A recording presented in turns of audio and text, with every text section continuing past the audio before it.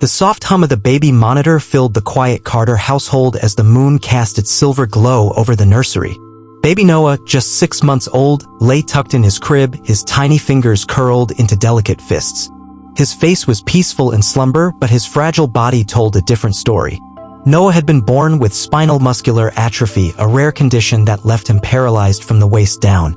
Unlike other babies who kicked their feet in excitement or wiggled when happy, Noah's legs remained still. He couldn't roll over, couldn't crawl, but he could smile. Oh, how he could smile. And that smile could light up an entire room. At the foot of his crib lay Max, the golden retriever puppy the Carters had adopted only a month earlier. He was barely 4 months old, a ball of golden fluff with wide, soulful eyes. Max wasn't just a pet, he was Noah's shadow, his constant companion. From the moment he arrived, he seemed to sense something special about the little baby who never moved like others did. While most puppies were rambunctious, Max was gentle.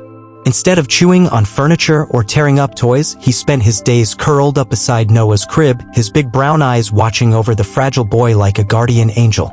That night, Noah had fallen asleep earlier than usual. His breathing was soft and rhythmic, and his tiny chest rose and fell with each breath. The baby monitor beside his crib blinked reassuringly, signaling all was well. Downstairs, his mother, Emily Carter, stood by the kitchen sink, rubbing her tired eyes. Life had been difficult since Noah's diagnosis. Endless hospital visits, sleepless nights, the heart-wrenching uncertainty of what the future held. Her husband, Daniel, was on a business trip, and as much as she loved Noah with every fiber of her being, the exhaustion was catching up with her. She glanced toward the nursery on the baby monitor, smiling faintly at the sight of Max curled up near Noah. He never left his side. That puppy had become a lifeline, an unspoken promise that Noah was never alone. But just as she turned off the kitchen light to head upstairs, something caught her attention. A sound. A soft whimper. Then a low, desperate whine. Emily's heart stopped. The monitor flickered.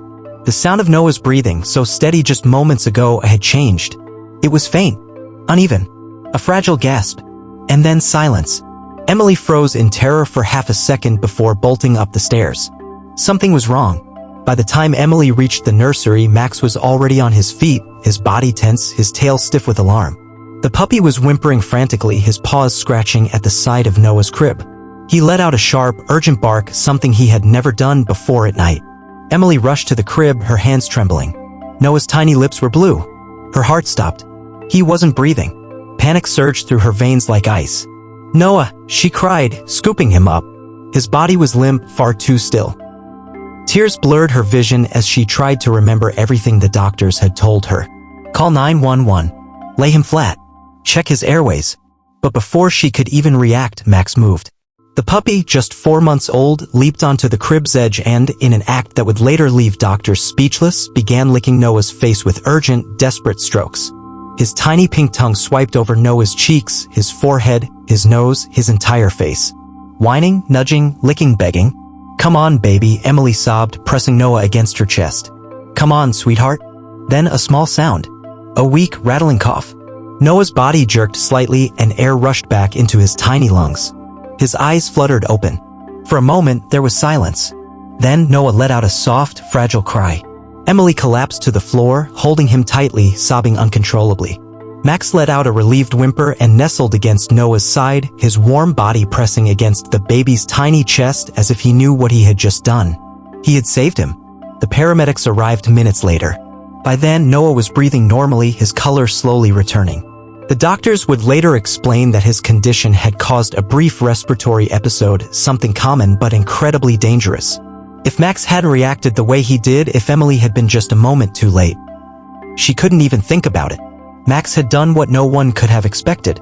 That night, as Emily cradled Noah in her arms, Max curled beside them on the bed, one tiny paw resting on the baby's blanket.